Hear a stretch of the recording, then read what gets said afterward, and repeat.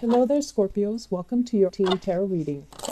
So, first off, I'm going to try to expedite and streamline these readings so that it's a little bit faster for me to upload. And so we're just going to pull out the cards. And the first thing that I'm seeing, the major theme, especially for this month, is there is going to be a lot of career successes coming through for you guys. And I'm also sensing you are treading into new territory where financial abundance is going to be kind of like in the making for you. So whatever you do from now until the end of the month, it's going to signify a new phase in your life where you're not going to have a lot of financial worries anymore. And you're not going to be bogged down with, I want to say like, you're not going to be bogged down with career issues or even like, lack of direction as to where you're going. Okay. So I do feel finances are looking very, very good. The other thing that I want to relay is I feel like it's a very relationship oriented type of a month. And what that denotes to me is I'm sensing an energy of a lot of Scorpio people who are in some type of unconventional relationship, non-standard relationship. And what I mean by that is it could be, same-sex relationships where you might have to overcome cultural family values in order to make your relationship work. Others of you, I do see an element of long distance relationships as well, where you're trying to figure out like, how is this going to work? What is it going to look like? Figuring out the logistics between you and your partner. And then for others, I feel like non-conventional relationships, as in open relationships, friends with benefits. And I feel like you're going with the flow because finances is, career, work, finances. It's so important right now that you don't really have the time to kind of finalize and plan out what your relationship sector is going to look like. Okay. So I pulled a spread and let's go into this reading. So the first two cards that really jumped out at me here is the Queen of Pentacles. And this is you finally getting into the place where you feel like you're making the money that you deserve, that you're looking for. And you're in a place where it is very financially lucrative, where you are getting a lot of, I want to say positive reception as well. And for once in your life, I feel like financial inflow is going to be very good from now until the end of this year. Okay. And what's really another card that's linked up with the Queen of Pentacles here is the Ten of Pentacles. This is kind of like things that are built up very, very slowly. Okay, it's built up over time, but it is very consistent. It is also incredibly stable. And so I'm sensing, with that Saturn period of the past few years, it was kind of like a rebirth process for many of you. And you really looked at your finances and you really looked at your career sector and you're trying to figure out, what is the best logical step that I need to take so that I can secure a future for myself. Many of you are really adamant about, planning for your retirement, planning to kind of like build up wealth so that you can leave a legacy for your children, so that you can leave something so that when you're gone, your children can inherit them.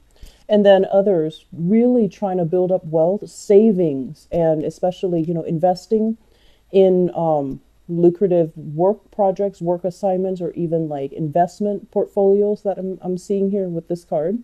So you're making your money grow for you. And I do feel that there's going to be a lot of abundance and prosperity in the home environment. You're providing for your kids. No one is really worried about, where the next meal is coming from. And I'm also sensing as well, you're building a lot of stability for your financial future. Okay. Another thing coming through, and this is something that kind of jumped out at me too. So this is your energy here, Scorpio. This is, it's a more nurturing quality because it's shown up here as the Queen of Cups. Okay. So when it relates to people that you're dealing with, as well as how you connect to other people, I feel that emotionally, these emotional connections, what you might have realized coming into this month of her is that, on the one hand, you're emotionally connected to another person and you want them to be okay. It's hard for you to sever the connection that you have with another person. You're very wound up with them. You're very emotionally invested. And many of you have gone through the process where you kind of stop taking care of yourself so that you can take care of either your relationship partners or your relationship partners. There was great demand. For whatever reason, I feel like you were neglecting your emotional needs to take care of other people around you, and especially relationship partners. The relationship partner comes up here as the King of Wands. So this is a fire sign, Sagittarius, Aries, or Leo, and this is their sun, moon, or rising. It could be male or female, depending on who you're dealing with. But this is a male or female energy. This is somebody who is very, I want to say, they're very loyal, they're very protective, and they really care about you. There's great, intense chemistry related, in the interaction between you and them. But I feel like they're at a point where they're trying to figure things out for themselves. And they're at a point where they're trying to take a next step, a big leap in their financial life, in their career, in their professional life. And so they might be scoping out, what's the next step for themselves. And so many of you are kind of like slaving away, taking care of your relationship partner. And the important thing for this month is to pull back this energy. Learn to take care of yourself, take care of your emotional needs, slow down and, nurture yourself rather than dissipating your time, resources, energies, and you feel very depleted. And so if your partner is at a point where they're really concerned about their career, where they're, putting in a lot of overtime at work, for example, and you feel a little bit sidelined, you feel like you're put on the back burner, it's really important to address these issues up front, okay, so that they don't breed resentment, okay? For your emotional health, we do have the Queen of Cups linked up here with the Empress. And the Empress, usually this card is about, abundance. It's about feeling very comfortable, feeling very confident in your own skin. When it shows up in the reverse position, I feel like for many of you professionally, you might be feeling a little bit like, do I have the skills? Do I have the knowledge? Am I capable? So there's a lot of self-doubt coming through for this month, whether or not you have the skills to do something, whether or not you're going to be able to succeed, whether or not things are going to work out in your relationship sector, and whether or not as well things are going to work out the way you anticipate in the financial sector. So the self-doubt, Scorpios, you do, as with every water sign, I feel, water signs are bogged down with a lot of self-doubt, a lot of negative self-talk too, because deep down there's a deep sense of insecurity, like, am I good enough? Is it the right thing for me? If it's the right thing for me, why does it take so long? Why is it so difficult? Because intuitively, you understand that when it's the right thing, it should flow. It should be smooth. It shouldn't require so much investment and so much work and so much back and forth. And so you're questioning the validity of either a relationship, or you're questioning the validity of, am I in the right career? Am I in the right place? Am I going to be able to make it and be successful? Because I feel like you feel like you're lacking in either experience, you feel you're lacking in either, self-confidence to be able to make the next step, to be able to make that leap to secure your financial future. This energy, if it doesn't exhibit a person, I do feel what it relates to is in the career front, once again, professionally, there are contracts that might be a little bit unclear.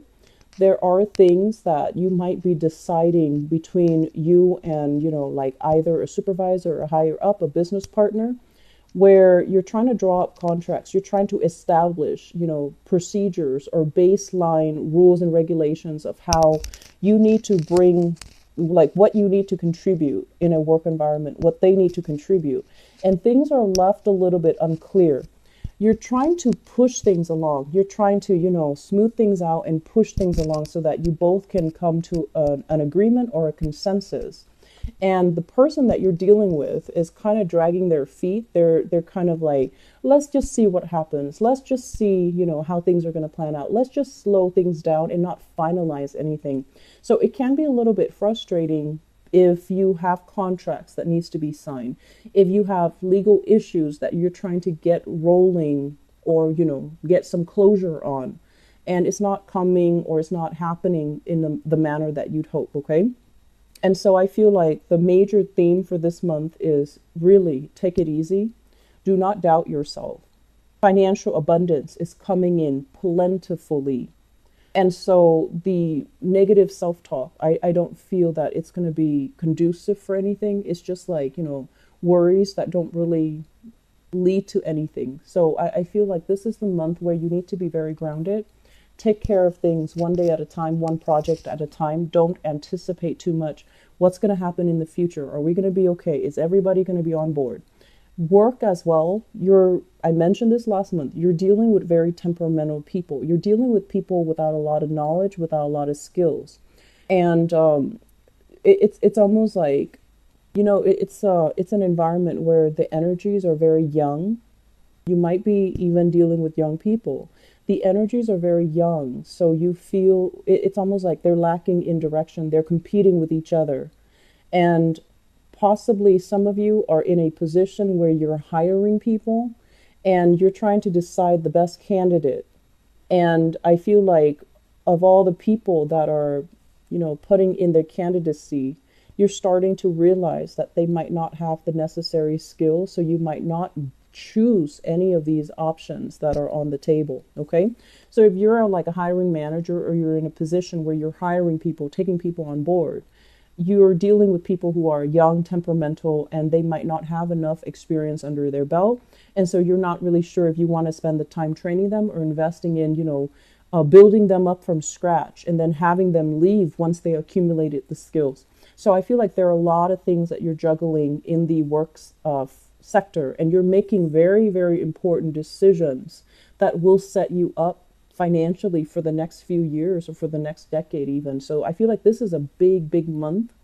And the energy is, don't doubt yourself. You have the skills, you have the expertise, you're a very good judge of character. So if these people are coming in and they're trying to get a job from you, or they're trying to curry favor with you, go with the practical choice. Go with somebody that is consistent. So when you train them, you spend the time training them and the energy and the resources. Even if they might be a little bit slow on the uptake, they're still going to be around when you need them, rather than choosing someone who's very dynamic, who's a little bit hot-headed, and then you end up, you train them and then they end up leaving, okay? They end up flying the nest.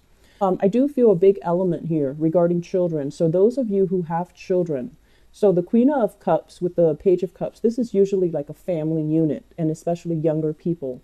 If you're dealing with younger people, you have children, there might be some issues as it relates to movement. One person might want to move, like if you have children and you have an ex-partner that you share children with, one person might be thinking about a career change. They might want to change up the living arrangement. They might want to change up, I want to say like the custody arrangement within the relationship. I feel like this is a point where you need to revisit this situation and you need to hash things out, or you need to cater to your partner if they want to change things up, or they want to change the terms of the custody. They want, an increase in even child support, or they want to change their location and they're coming to you and asking you whether or not it's okay, whether or not it's still possible for the two of you to have an arrangement. And I feel like there is a big element here about distance. I'm sensing a lot of distance. You might be very safe and secure and stable where you are right now. Your partner might want to move. Your partner might want more, or your ex-partner might want to move and trying to figure out, how is that going to work if I'm over here, you're over there, and the kids are split between us. Okay. So that's what I feel coming through for you guys. A lot of discussions here, a lot of serious discussions as well. And I feel like just, approach it with a grain of salt. Let the other person talk. You might not get the negotiation going your way if you become hot-headed, or if you become like closed off, okay? So the important thing is not to feel threatened. And the important thing is to be very grounded and to be very practical with the decisions that you're making, and to, really think about what's best for the children if that's what you're dealing with. Okay.